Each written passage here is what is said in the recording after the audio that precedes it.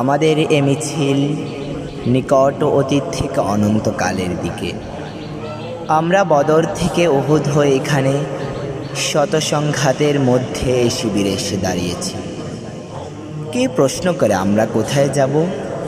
আমরা তো বলেছি আমাদের যাত্রা অনন্তকালের।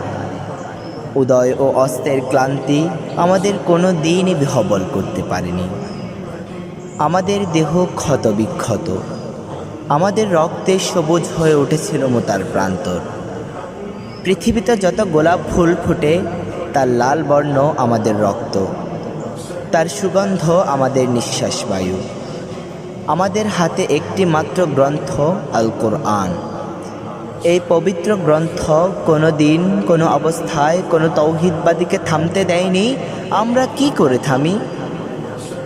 আমাদের গন্তব্য তো এক সোনার তরুণের দিকে, যা এ ভূপৃষ্ঠে নেই। আমরা আমাদের সঙ্গীদের চেহারার ভিন্নতাকে রাজ্যের মধ্যে আনি না, কারণ আমাদের আত্মার গুঞ্জন হু হু করে বলে, আমরা এক আত্মা, এক প্রাণ। শহীদের চেহারার কোনো ভিন্নতা নেই। আমরা তো শাহাদাতের জন্যই মায়ের উদর থেকে পৃথিবীতে পা রেখেছি।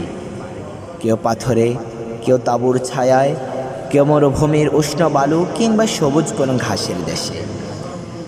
আমরা আজন্ম মিছিলেই আছি, এর আদি বা অন্ত নেই। 1500 বছর ধরে সভ্যতার উত্থান পতনে আমাদের পদশব্দ একটুও থামেনি।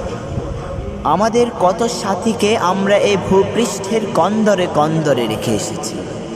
তাদের কবরে ভবিষ্যতের গুঞ্জন একদিন মধুমক্ষিকার মতো গুঞ্জন তুলবে। আমরা জানি আমাদের ভয় দেখিয়ে শয়তান নিজেই অন্ধকারে পালিয়ে যায়। আমাদের মুখবয়বে আগামী উষার উদয়কালের নরম আলোর ঝলকানি। আমাদের মিছিল ভয় ও ধ্বংসের মধ্যে বিশ্রাম নেবে না।